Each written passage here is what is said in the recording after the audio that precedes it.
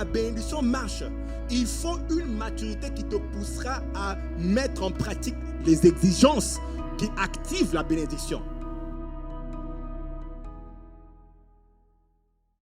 Nombre chapitre 6, verset 22. La Bible dit, l'Éternel parla à Moïse et dit, parle à Aaron et à ses fils et dit, vous bénirez ainsi les enfants d'Israël. Vous bénirez ainsi les enfants d'Israël. Voilà comment vous allez bénir les enfants d'Israël. Vous leur direz, on cite la bénédiction, et puis au verset 27, la Bible dit, c'est ainsi qu'ils mettront mon nom sur les enfants d'Israël et je les bénirai. Dieu dit à Aaron, spécifiquement, il dit, allez bénir mes enfants, les enfants d'Israël, et quand vous les aurez bénis, que vous aurez promulgué, formulé la bénédiction, moi je vais attendre que vous puissiez les bénir. Et quand vous l'aurez fait, c'est comme ça que moi je viendrai maintenant pour les bénir. Ça veut dire renforcer et activer la bénédiction qui a été formulée par vos paroles. Et donc c'est comme un travail qu'on fait en groupe ou bien en équipe. Les hommes bénissent et Dieu active ou bien manifeste la bénédiction. Ça veut dire que la bénédiction est spirituelle. Elle attend l'intervention de Dieu poussée par les gens qui ont béni, par la bénédiction ou bien la formule. Maintenant, la question qu'on se pose est celle-ci. Pourquoi alors, malgré la bénédiction reçue dans les mariages, les enfants qui ont été bénis, les entreprises qui ont été bénies, ou bien même les maisons qui ont été bénies, pourquoi on continue à expérimenter certaines déviations, limitations, défaites, malgré la bénédiction qui a été formulée et qui a été promulguée en notre faveur. Mariage béni, mais il y a des déviations, des choses qui ne ressemblent pas à la bénédiction qui a été prononcée. C'est parce que toute bénédiction, pour qu'elle marche, elle a besoin de respecter certaines exigences. Il y a des lois qui gèrent la bénédiction pour qu'elle marche. Et quand ces lois-là ne sont pas respectées, tu peux être béni et manifester une vie de malédiction ou de médiocrité, parce que la loi qui devait faire marcher ta bénédiction n'est pas en train de fonctionner. Par exemple, quand les gens viennent se marier, vous devez vous rendre compte qu'on ne bénit pas les gens qui sont là nécessairement, bien que la bénédiction est sur eux, mais il y a des formules qu'on donne à ces gens-là avant même de les bénir. Par exemple, voilà ce qu'on dit. Quand on parle à l'homme, on lui dit, veux-tu avoir cette femme pour ton épouse et vivre avec elle selon l'ordonnance de Dieu? On dit selon l'ordonnance de Dieu. Donc, vous devez faire les choses selon quoi? L'ordonnance de Dieu. Dans le saint mariage, veux-tu l'aimer? Veux-tu la chérir? Veux-tu l'honorer et la garder en temps de maladie ou en temps de santé? En renonçant à toute autre femme, veux-tu t'attacher à elle seule tant que vous vivrez tous deux? Ça, c'est ce qu'on donne comme principe qui va guider le mariage. Alors, quand toi tu entres dans le mariage et que tu ne respectes pas ça, on dit par exemple en renonçant à toute autre femme. Renoncer à toute autre femme, ça ne se limite pas simplement à je n'ai qu'une seule femme à la maison. Tu dois avoir une seule femme à la maison et aussi une seule femme dans ton cœur. Parce qu'il y en a qui ont une seule femme à la maison physiquement, mais ils ont plusieurs femmes dans le cœur. Que je continue, que je fasse quoi? Donc, ils ont plusieurs autres femmes dans le cœur, au point où quand ils se réveillent, il dit un bonjour minimal à la femme à la maison, mais il dit un grand bonjour excité à la collègue au travail. Quand tu le vois, l'excitement qu'il a aux collègues au travail, et si tu ne connaissais pas, tu risques de penser que sa vraie femme, c'est la collègue au travail, et celle qui est à la maison, c'est peut-être la collègue là. Ça, c'est quand il y a plusieurs femmes dans le cœur. Alors Dieu dit que tu dois renoncer. Autrement dit, Ta femme à la maison doit sentir qu'elle est exclusivement la femme. Non, les femmes là disent amen avec un amen. Elle doit sentir qu'elle est exclusivement femme. Donc, elle ne doit pas se sentir comme en compétition. Non, elle doit sentir qu'il y a des choses qu'il n'y a qu'elle qui reçoit. Alors, c'est ça maintenant qui va faire que la bénédiction qui a été prononcée sur le mariage va marcher en, fully. Comment on dit fully? Va marcher, c'est pour ça qu'il y a autre chose. Pleinement, totalement. Va marcher pleinement parce que maintenant, il y a eu respect des principes. Par exemple, quand la femme maintenant on lui pose aussi la question. On lui dit, veux-tu avoir cet homme pour ton mari et vivre avec lui selon l'ordonnance de Dieu dans le saint état de mariage? Veux-tu lui obéir, le servir, l'aimer, l'honorer et le garder en temps de maladie ou en temps de santé? En renonçant à tout autre homme, veux-tu t'attacher à lui seul tant que vous vivrez? Ça, c'est encore d'autres principes. Mais vous voyez, quand on dit amen à ces choses-là. Même quand on bénit les gens, c'est ce qu'on est en train de dire. On dit, on va te bénir si tu respectes ces lois ici, la bénédiction sera pleinement manifeste. Quelle bénédiction? Qu'est-ce que tu dois respecter? Veux-tu lui obéir? Veux-tu le servir? Qu'on passe ça. C'est ça. Ce sont ces choses ici qui vont faire que le mariage est même plus que le jardin d'Éden. Tu jouis du mariage parce que vous essayez de penser que mais alors Dieu a dit qu'il n'est pas bon que l'homme soit seul. Mais pourquoi quand on entre ici c'est compliqué? C'est nous qui rendons toute l'affaire compliquée. C'est nous. On prend ce que Dieu a fait et on démolit tout. Et après on se plaint. On refuse pertinemment ou bien on refuse délibérément de respecter les règles qui font marcher un mariage. Si tu démolis ton mari, ne le célèbre pas, ne reconnais pas en lui la royauté qui est en lui, comment penses-tu vraiment que tu vas... Qu'est-ce que tu penses que tu vas recevoir d'un homme comme ça? Les hommes sont comme ça. Je vais mal parler. Ah, vous ne voulez pas que je parle? Bon, on va sauter ça. Mais non, parlons. Les hommes sont comme ça. Les hommes sont comme ça. Écoutez, ce qui a rendu Saül un peu, qui l'a dérangé, c'est le fait que les femmes chantaient que David a tué ses 10 000. C'est-à-dire que c'est vrai qu'il était le roi, c'est vrai que c'est lui qu'on avait mis là-bas. Il était sur le trône assis. Mais être sur le trône n'est pas suffisant. Il faut qu'il entende qu'il est célébré. Ce qui le rend roi, ce n'est pas la chaise, c'est la célébration. Alors si ton homme ne t'entend pas, écoutez, c'est une onction que tu as, de juste parler et le mettre un peu...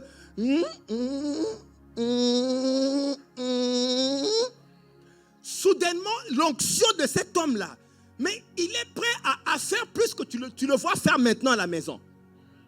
Mais en fait, c'est comme ça que Dieu, c'est comme ça que ça marche. Et comme ça, ce que tu attendais, le ciel que tu attends à la maison, va venir de Dieu à travers l'homme que tu as promu. Mais alors toi, tu le démontes, tu le regardes, tu laisses les autres personnes le célébrer. Ça fait maintenant qu'il n'est pas en train d'amener le ciel. Et tu vas dire, mais Dieu avait dit qu'on était béni. C'est parce qu'on ne respecte pas les principes. La bénédiction est sujet de respect des principes et des exigences. Est-ce qu'on peut avancer? Vous voyez, parlons un peu de Jacob. Parce qu'on veut comprendre pourquoi Jacob recherchait une autre bénédiction auprès de l'ange. Jacob a été béni par son père. Mais après qu'il soit béni, vous voyez Jacob en train de rechercher une autre bénédiction auprès de l'ange. Vous entendrez Jacob dire dans Genèse 32, 26. Et Jacob répondit, il dit à l'ange, je ne te laisserai point aller que tu ne m'aies béni. Mais ce même Jacob vient d'être béni au point où son propre frère a pleuré parce qu'il n'a pas eu la bénédiction de son père. Est-ce que vous parlez de ça? Pourquoi il cherche encore une autre bénédiction? Je vais répondre en partie et puis développer après. Jacob n'est pas en train de chercher une autre bénédiction. Jacob est en train de chercher l'accomplissement ou bien la pleine manifestation de la bénédiction qu'il a reçue de son Père. C'est ce que Jacob recherche. Pourquoi? Jacob se rend compte qu'il y a des fragments, des sections de sa vie qui sont bénies, mais il ne voit pas la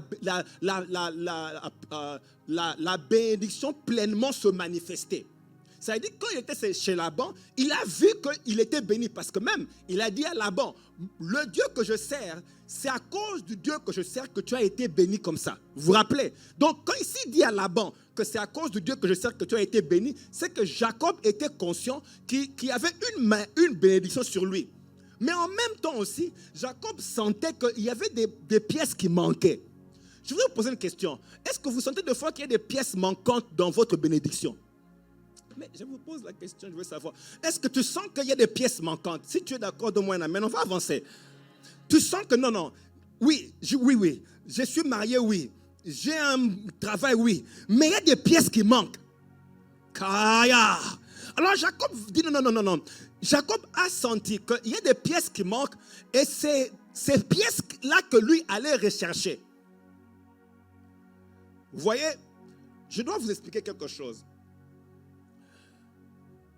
Si tu vois qu'une bénédiction n'est pas en train de marcher, il y a plusieurs choses qui peuvent faire qu'une bénédiction ne marche pas.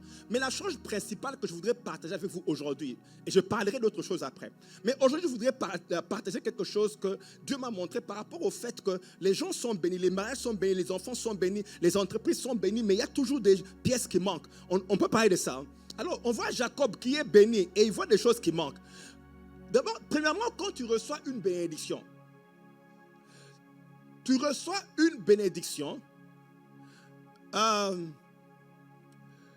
ce qui te qualifie de recevoir une bénédiction, c'est ta position. Mais pour que la bénédiction se manifeste, il faut que tu sois mature. Je vais expliquer. Lorsque on nous bénit généralement, ou initialement quand tu reçois une bénédiction, la bénédiction vient dans ta vie. Elle est grande, plus grande que ta capacité de l'accommoder. Alors quand on te bénit, tu n'es pas encore assez mature pour gérer la bénédiction qu'on vient de te donner. Par exemple, lorsque le jour du mariage, quand les couples se tiennent ici devant, il y a longtemps qu'on a béni les couples ici, mais quand les couples se tiennent ici devant, généralement, l'homme est de ce côté et la femme, si je me trompe bien, l'homme est ici, la femme est là. Et on dit, regardez-vous en face. Et puis, on commence à les bénir.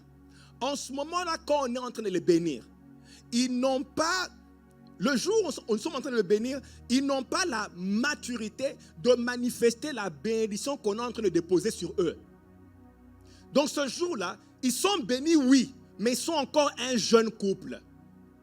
Et le jeune couple ont encore beaucoup de choses à naviguer qui va les rendre matures pour commencer à manifester la bénédiction qui a été formulée sur eux le jour du mariage.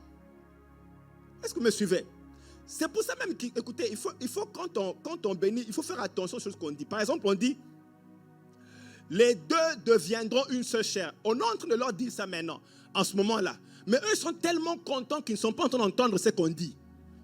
Parce que tout le monde s'y fait oui. Hey. Donc, le bruit fait qu'ils n'ont pas bien entendu. Ils pensent que ce jour-là, on a dit qu'ils sont une seule chair. Non, on n'a pas dit que vous êtes. On a dit vous serez. Parce qu'il y a un processus de maturité dans lequel vous devez traverser pour finalement expérimenter la bénédiction d'une seule chair. Ce qui fait que le jour où on vous bénit, vous n'êtes pas à même d'accommoder le degré de bénédiction. Ça fait maintenant que même quand tu es béni le jour du mariage, mais à cause de l'immaturité n'est pas une mauvaise chose, vous voyez. Quand on est immature, après on grandit. Donc quand je dis immaturité, ce n'est pas péjoratif. Je dis simplement que tu n'as pas l'expérience du mariage quand tu es marié le premier jour. Même si tu avais épousé quelqu'un d'autre, ça c'est un nouveau mariage, avec un nouveau type et une nouvelle typesse. Alors, ce qui fait que les deux là, quand vous quittez cette salle, vous êtes en train d'aller pour un processus de maturité. Mais vous voyez, les gens sont tellement, on est pour la fête, on est bien habillé, on n'est pas très conscient que c'est ce qu'on va aller faire. Alors, tu quittes la salle te disant, on vient de bénir mon mariage. Tu entres là-bas, tu vois des choses compliquées. Le problème est que quand toi, tu es entré, tu es venu dans le mariage avec des caprices. Pourquoi? Parce qu'on t'avait trop chuchoté d'où tu venais. Et tu confonds chez toi à la maison et ici au mariage. Deux terrains différents.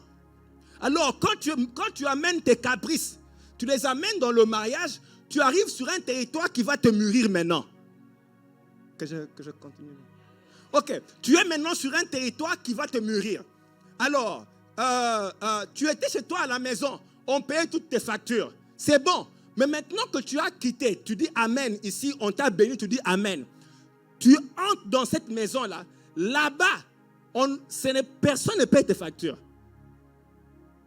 Et la femme que tu as épousée va te rappeler le matin, soir, midi, qu'il n'y a rien à manger ici.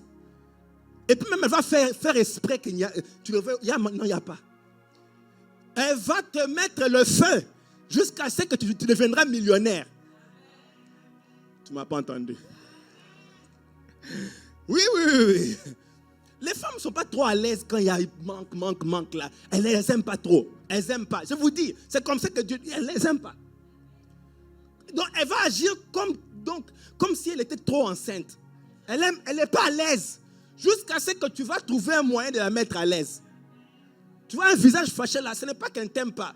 C'est simplement qu'elle n'aime pas trop l'atmosphère là. Tu as créé une atmosphère qu'elle n'aime pas.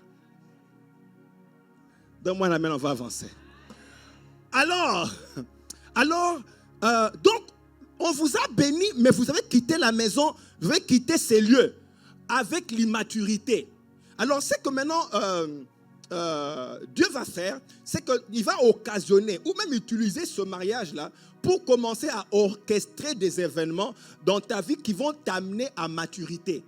Parce que pour que la bénédiction marche, il faut une maturité qui te poussera à mettre en pratique les exigences qui activent la bénédiction. Parce que vous voyez, pour pratiquer certaines exigences, tu dois atteindre un certain degré de maturité. Et quand tu n'as pas de maturité, tu ne vas pas les appliquer. Est-ce que vous avez compris cette partie-là? Il te faut être mature pour respecter certaines exigences. Et ce sont ces exigences-là qui activent la bénédiction. Et donc, si tu refuses de respecter ces exigences-là, dans ton état d'immaturité, tu vas continuer à expérimenter un genre de malédiction. Vous savez, Israël était béni pour aller conquérir Canaan. Canaan était leur bénédiction. Donc, mais remarquez que de l'Égypte à Canaan, ils ne sont pas allés de l'Égypte à Canaan parce qu'ils n'étaient pas matures pour Canaan. Vous comprenez? Israël n'était pas mature pour Canaan. Donc, il fallait qu'ils passent par un processus de maturité. Est-ce qu'on peut dire maturité? Écoutez, Dieu n'est pas un gaspilleur. Il t'a béni, mais il observe ta vie. Il trouve que tu n'as pas encore le niveau de milliards. Il dit non, tu n'es pas... Oui, tu es millionnaire, oui, mais ta maturité n'a pas encore atteint ce degré-là. Donc, ce qu'il doit faire, c'est essayer de trouver des moyens de te mûrir. Et donc, Israël a dû traverser le désert pour la maturité. Dis la maturité. Cette maturité, vous voyez, quand Israël a quitté l'Égypte pour aller à Canaan, en Égypte, ils avaient une autre mentalité. Vous voyez, en Égypte, Israël travaillait pour un salaire, un paycheck. Comment on dit ça? Un chèque de paiement, quoi? Chèque de paye, voilà, chèque de paye ou salaire. En Égypte, Israël travaillait pour un salaire. Ok? Il est habitué à aller on dit quoi? Clock in, comment on dit? Aller, tout ça vous met en français, je veux le mot anglais. Aller pointer, voilà, pointer, je sais pas, pointer à 8 heures. Et puis sortir à 18 heures, après avoir sué, ils rentrent à la maison. Ils ont fait ça pendant toute leur vie. Bon, maintenant, Dieu les sort de l'Égypte. Réfléchissez un peu. Dieu les bénit avec de l'Égypte. Et quand tu sors là-bas, quand tu sors de l'Égypte, tu allais prendre ton chèque tous les vendredis, n'est-ce pas? Tu reçois ton chèque. Mais après, tu n'aimes pas ton boss, tu te plains. Et tu n'aimes pas le chèque, tu te plains. Tu n'aimes pas les 2 semaines de vacances, tu te plains. Bon, maintenant, quand Dieu les sort de là, Dieu sait que quand ils vont entrer à Canaan, Canaan est différent. Dans Canaan, il n'y a pas de paycheck. Dans Canaan, tu crées ton propre paycheck. Ça va m'énerver ici. Dieu te sort de l'Égypte et il te donne une compagnie. Dans la compagnie, tu ne pourras pas te plaindre d'un boss. C'est toi qui créeras ton propre paycheck.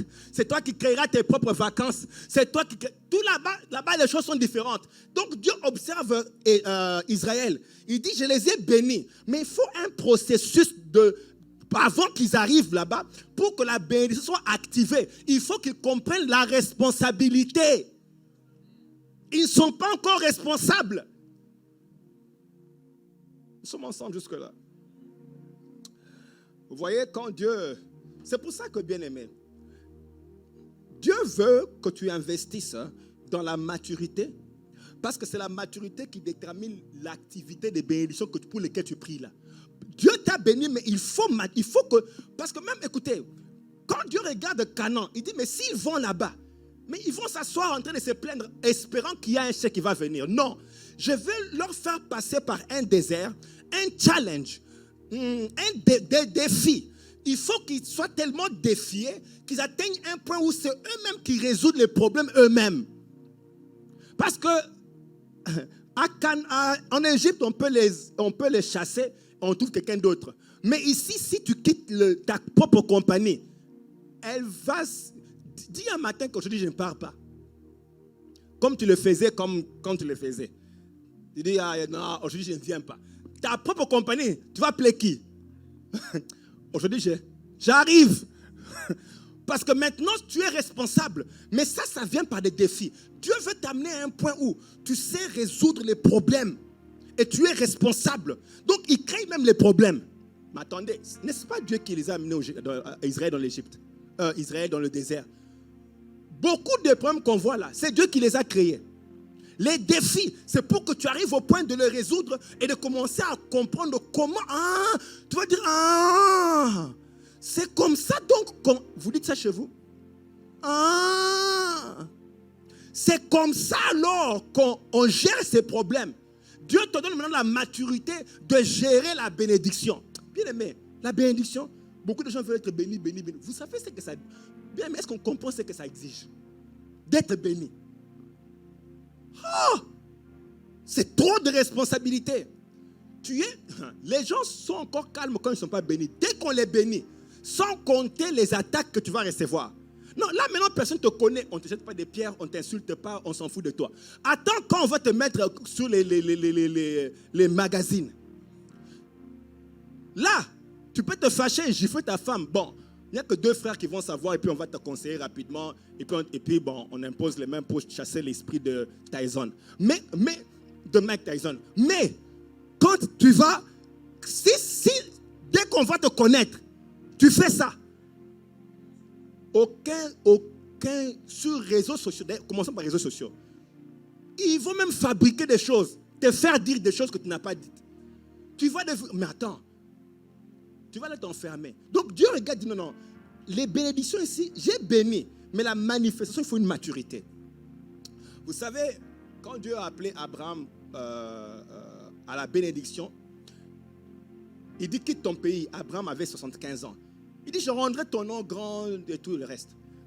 Tu seras une source de bénédiction, tout ça là. Abraham dit merci, en tout cas il suit. Mais quand Abraham est sorti, ce n'est pas arrivé tout de suite. Il a traversé des moments. Je voudrais parler à quelqu'un aujourd'hui. Tout ce que tu connais, c'est à cause de la parole qui a été dite sur toi là. C'est cette parole qui est en train... Dieu est en train de faire ressortir ce que tu as en toi pour bien gérer la bénédiction. Ne rejette pas les challenges. David était bien chez lui à la maison jusqu'à ce qu'on l'a béni. Il était en train de prendre soin des brebis, tout le reste. Mais le jour où on a mis l'huile sur lui, c'est fini. Vous le voyez devenir vagabond. Saül veut le tuer. Sa vie devient compliquée. C'est à cause de la parole qui a été déclarée sur lui. Si tu vois que dans ton mariage c'est compliqué, écoutez bien aimé, il ne faut pas toujours penser que les choses sont faciles et puis quand ça barde un peu, tu commences à hey, moi je divorce, hey, moi je divorce.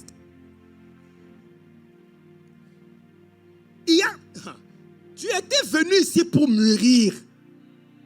Mais attends, Dis un peu, j'étais venu pour mûrir. Oh, ça, tout ce que tu vois autour de toi, c'est en train de développer les muscles qu'il faut pour supporter. Bien aimé, une bénédiction a besoin d'être supportée. Tu dois avoir le poids pour ça. Ah, moi, en tout cas, vraiment, si je pouvais être comme David, on me ouais comme ça, et puis je commence à tuer les géants, je commence à être le gendre du roi. Justement, dès qu'on te bénit, tu dois maintenant commencer à aller affronter les géants. Es-tu prêt pour les géants? Tu dois être prêt pour les géants. Je me rappelle, une fois, une soeur nous appelle. Quand elle s'est mariée, elle est tombée enceinte. On lui a mis un esprit de gorille. Ah oui, par une collègue de travail. Pourquoi? Parce que quand elle est revenue de son mariage, elle montrait les photos. Hey, my wedding, hein? Look. Les gens regardaient. Oh. Même les sorciers en train de faire. Oh. Dis, attends, on va t'avoir. Et on lui a donné un. Je vous dis, mais attendez, on a fait la délivrance. Je vous raconte une autre histoire. Quand elle est tombée enceinte, alors elle a dit, assez, c'est assez. Et on lui a donné cet esprit-là parce que les gens étaient fatigués de la voir dire que je suis béni. Lève ta main droite.